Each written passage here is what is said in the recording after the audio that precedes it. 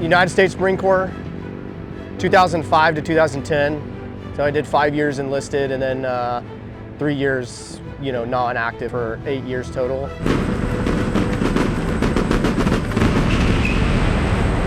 I actually enlisted in January of 2005. I'll be the first to tell you I got recruited. Some people are like gung-ho on going into the military after high school or whatever, but I knew I didn't really have much going on. I wasn't a super stellar student, so when the recruiter called me, I went down and I knew what the Marines were, but in Wichita there's an Air Force base. So I thought about the Air Force, but yeah, Marines were the first to get me, and I'm like, dude, let's go.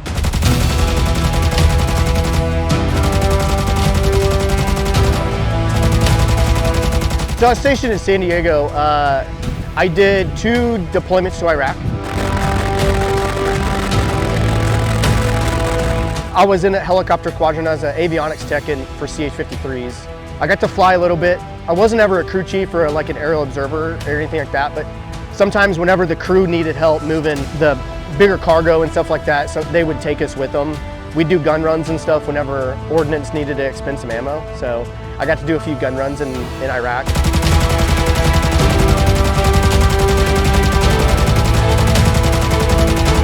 Both times we were on Al-Assad, which I'm sure a lot of people listening to this know what Al-Assad is. It's a big base where a lot of people go in and out of in Iraq.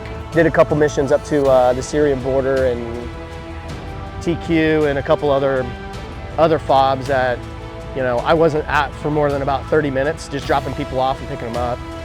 It definitely changes you.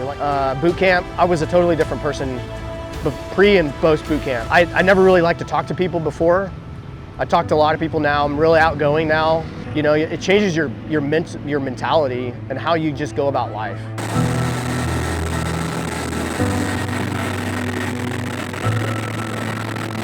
Some of the guys that I've talked to in VetMX have totally different experiences that I do, and I don't look at what I did as anything incredible. I did what I needed to do. I supported the mission with the helicopters, but it really puts things in perspective when you've been through something like that and how insanely fragile our freedoms can be.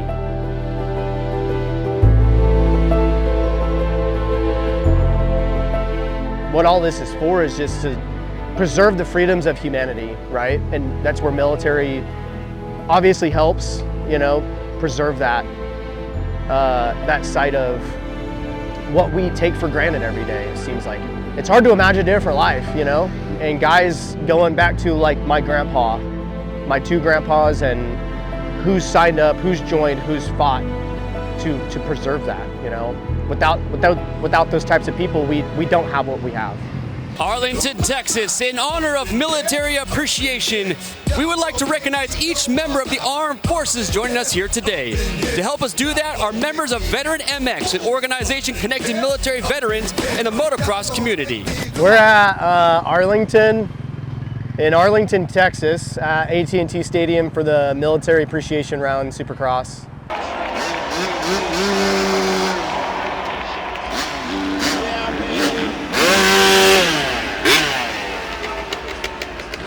Everything that Feld does for us, they up it every year now.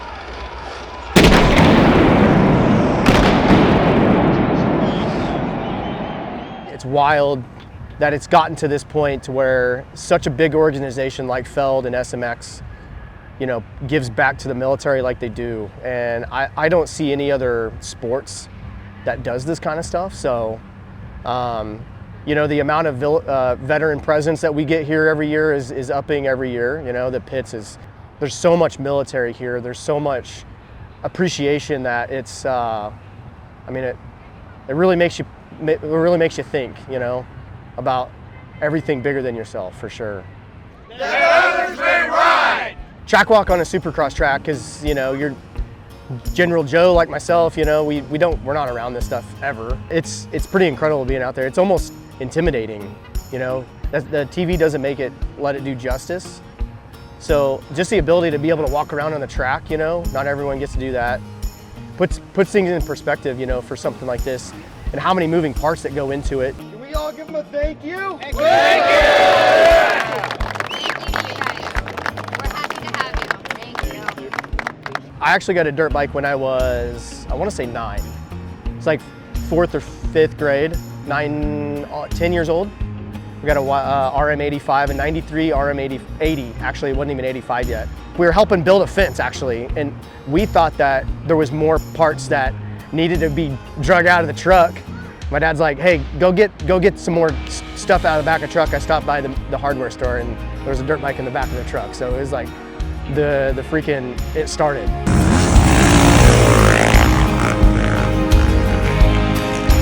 I don't know what it was. Dirt bikes just stuck with me about, you know, more than bicycles, because I also grew up in the day and age where we were outside on our bicycles till the lights came on and, you know, mom was, you know, ringing the doorbell or the bell outside to come inside. You know, we didn't have iPads. And I love dirt bikes. I wanted to be around them all the time. My dad took me to some races when I was younger than I can almost remember, you know, and just fell in love with them. Going into the military, you know, I joined in 05. I took my dirt bike everywhere I went. So I had a dirt bike down in Pensacola when I was there, in North Carolina, and then when I was stationed in San Diego, you know, I rode at Pella and Corona Oaks and all those places out there. Went out to Arizona. It's always been a release for me. When you put the helmet on, you have to focus on what you're doing, and no matter what negativity and all that stuff is going on, you forget about it, and you only can focus on what you're doing. And if you're not doing that, you're gonna eat shit, you know? And there's nothing else on this planet that gets you in that mindset. I feel like whether I ride once a month, once every 2 months, or 3 times a week, I have to have a dirt bike, you know? And it's always like that go-to for just getting away. I had a really difficult time transitioning from the military.